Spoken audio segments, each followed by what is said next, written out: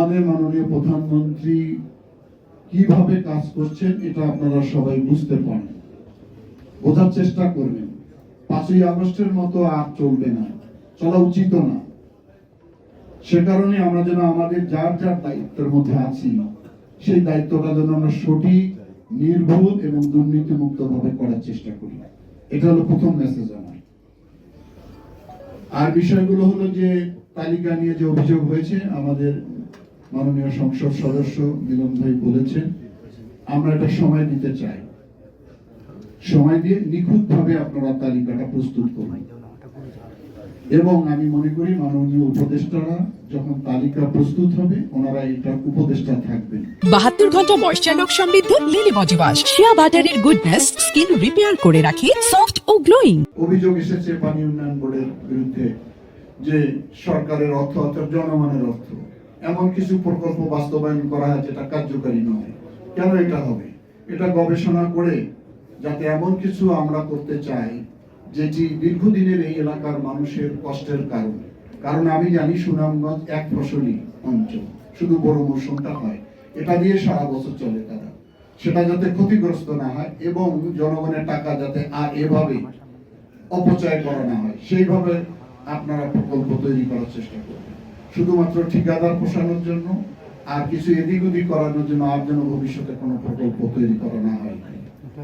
আমি মাননীয় অর্থ এবং পরিকল্পনা উপদেষ্টা মহোদয়কে বলবো যে ওনারা ওই ধরনের পরিকল্পনা যাতে এই হাওর অঞ্চলে দেন। আর কৃষির বিষয়ে আমাদের কৃষি মাননীয় মন্ত্রী বলেছেন, আমি আসার সময় অনেক কথা বলেছি, একসঙ্গে একই গাড়িতে এসেছি। আমি বলেছি যখন ধান ডুবে যায় তখন হারভেস্টার যেগুলো দেওয়া হয় এগুলো কাটতে পারে না। আপনি বহির্দেশের সঙ্গে আলোচনা করেন পানির নিচ থেকে কিভাবে কাটা যায়, এরকম প্রযুক্তি নিশ্চয়ই আবিষ্কার করা সম্ভব বা কোথাও আছে হয়তো। আর এটা শুকানোর ব্যবস্থাটা তাৎক্ষণিকভাবে করতে হবে যাতে চারা না গজায়। আমাদের দেশীয় প্রযুক্তিও আছে এটা, সেটা যদি আমরা ব্যবস্থা করতে পারি, কৃষককে যদি আমরা সাপোর্ট দিতে পারি, তাহলে হয়তো ওই বর্ষাকালও দেখা যাবে যখন 3 দিন 5 দিন 7 দিন রোদের দেখা পাচ্ছে না, ওই সময় কিন্তু কাটা ধানও গাছ বেঁচে যায়, তখন এটা তারা শুকনার ব্যবস্থাটা করতে পারে। এটি গেল আমাদের বিষয়গুলো। আপনারা সবাই জানেন যে বাংলাদেশ একটি দুর্যোগ প্রবণ দেশ। পৃথিবীর মধ্যে যে 9টি দেশ দুর্যোগের মধ্যে সবচেয়ে বেশি, তার মধ্যে বাংলাদেশ একটি। আমি কথা আর বাড়াই না, আমি মনে করি এখানে আরেকটা সমস্যা রয়েছে, সেটা হলো বজ্রপাত। এটা নিয়ে আমাদের 71 বিধিতে প্রশ্ন করেছিলেন মাননীয় সংসদ সদস্য। আমি বলেছি যে আমরা একটা আগামী শুকনা মৌসুমে পরিকল্পনা গ্রহণ করব, আপনারা অ্যাসেসমেন্ট করবেন জেলা প্রশাসন থেকে। আমার এখানে ডিআরও নাই, আমরা চেষ্টা করবো একজন ডিআরও কে পোস্টিং করার জন্য। অ্যাসেসমেন্ট করবেন। আমরা হাওর অঞ্চলগুলোতে আমরা শেড বানিয়ে দিতে চাই, যেমন আমাদের বন্যা আশ্রয় কেন্দ্র রয়েছে, ঘূর্ণিঝড় আশ্রয় কেন্দ্র রয়েছে।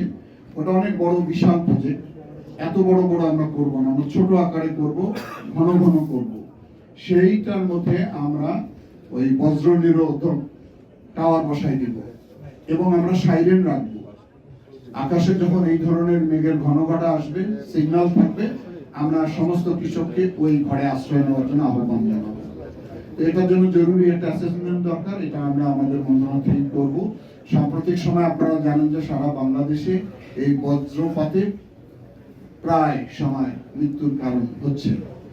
এখানে যারা মৃত্যুবরণ করে তাদের তো জীবনের মূল্য দেওয়া সম্ভব হয় না, আমরা কিছু আর্থিক সহায়তা দিই তার সৎ কাজের জন্য, পরিবারটাকে সাহায্য করার জন্য। এটার পরিমাণ কম ছিল, এটা আমরা ডাবল করতেছি এবার।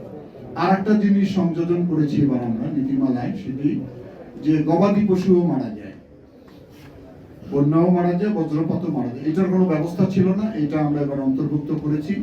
এখানে গরু, মহিষ, ছাগল মারা গেলে সেখানে আমরা কৃষককে কিছু আর্থিক সহায়তা করব।